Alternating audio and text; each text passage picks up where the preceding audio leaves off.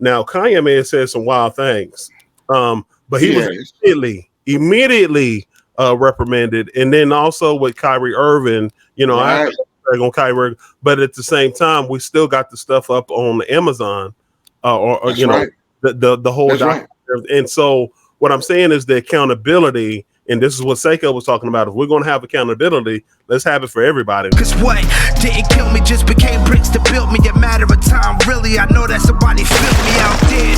Highs and lows, out to the evens. Happens to us all, but this. And so I want to tackle something right off the bat because, and I actually had this ready to tackle right off the bat before this comment came in. But Minister Rich, God bless you, brother. Thank you for joining us.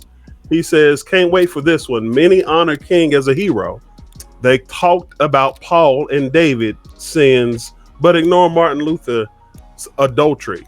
So I want to address that right out the gate because I came at you, Doc. Straight straight off the rip, Doc. Yeah, right out the gate. And this is not a witch hunt. This is not we're not out for blood. But I want to address that right out the gate because we're not finna act as if those things didn't happen. No, but I want to talk to you because even though those things did happen and we can acknowledge those, like we were talking about yesterday. Yeah. Talk about how that doesn't discredit the work that was done.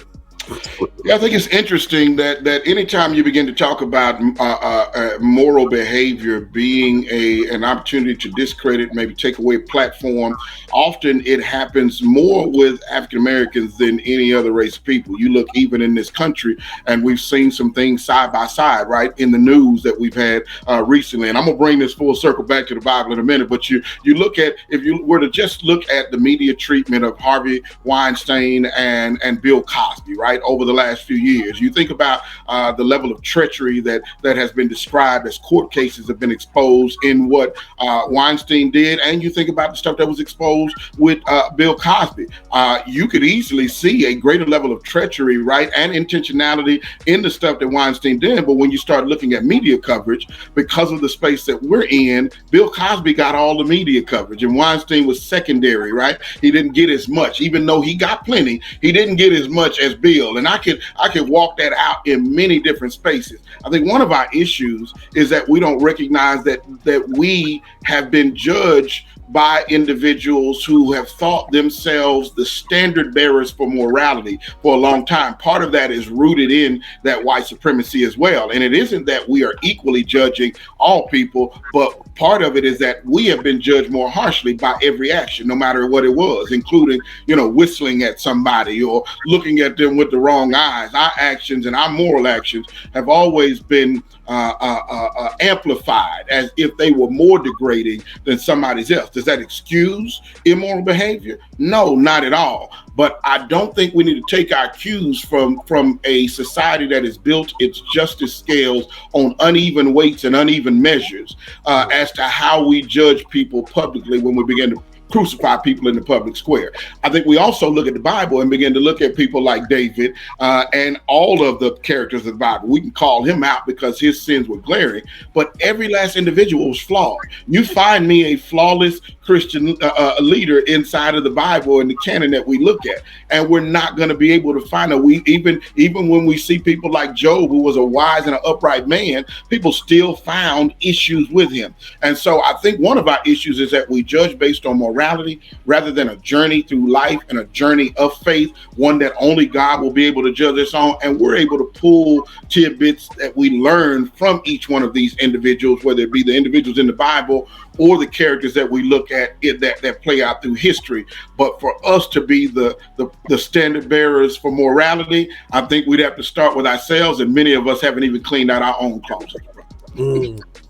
Yeah. Wow. I mean, you said a mouthful. My mind goes to, I got a brother named Seiko here on YouTube, and I talked to him even offline too, and he brought to light how we're quick to, now Kanye may have said some wild things, but he was immediately reprimanded, and then also with Kyrie Irving, I on Kyrie, but at the same time we still got the stuff up on Amazon, the whole documentary. And so what I'm saying is the accountability, and this is what Seiko was talking about. If we're going to have accountability, let's have it for everybody, not just the people who have or of darker hue.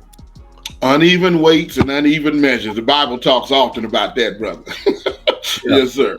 Yeah, man. And so for me, I think we have to learn to separate the personal failures from the work of a person, because it does not discredit. Because if that was the case, you can look throughout all American history, even past presidents that we have had. Even with, people don't like number 45. He may have had some personal failures within himself as well, but there were some policies that he did have that were good. But we have to learn to separate the person from the work. And if we're not, then we've got to tear down everything and start all over.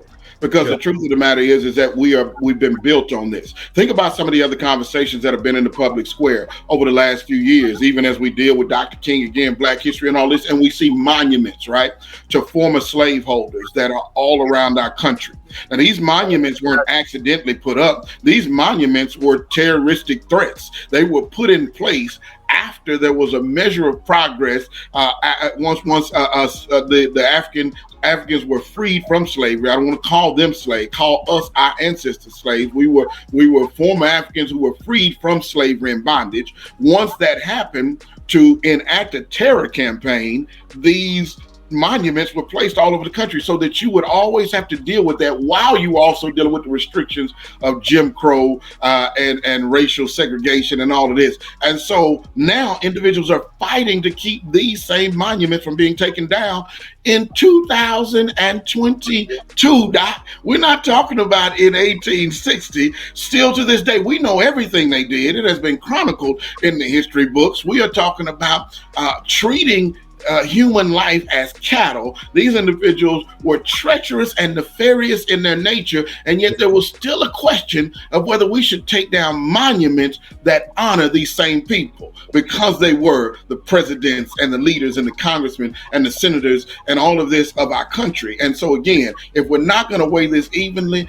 then we need to just go ahead and be honest and say it's not even, that there's a direct slight against the people of darker hue, but because political correctness won't allow to come out and say that, we keep couching it behind different language, and then we want to go to moral arguments that even then aren't even in their judgment, bro. Amen. Thanks, brother. I appreciate it. I can think of the campus of Texas A&M. They still got, I believe they still have Stonewall Jackson up there, or Robert E. One of the two.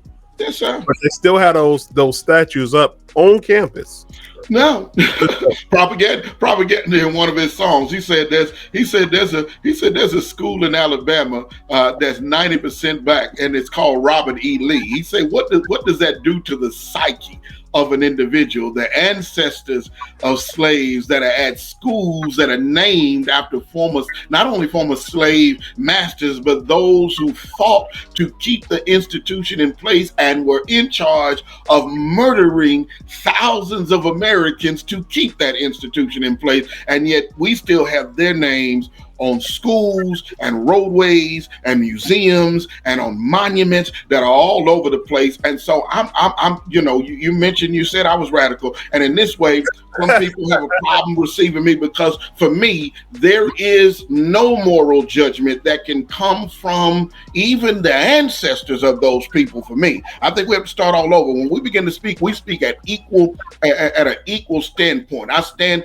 toe to toe and eye to eye with any of them, and there's no way you can speak down on me talking about Dr. King and his legacy, even if it was nefarious. And we have evidence now coming out that because we know that he was being recorded by the FBI, and so they are going to release some tapes in 27 that allegedly say even on the night before his murder he was with a prostitute. This is new information to me that has come out. That's hard for me to deal with as a man, but it does not take away the progress that he fought for, bled for, and organized other people to fight, bleed, and die for. And to put those two together as if somehow it demeans his work is a problem. Thank y'all for watching. If you like to view the full live, you can click the link at the bottom of this video and do us a favor. we noticed that about 56% of y'all that watch our videos are not subscribed. So please consider hitting that subscribe button and smashing that bell. It costs you nothing and means a whole lot to us. Anyways, we appreciate your time. Thank you for rocking with us. God bless y'all. Y'all take care.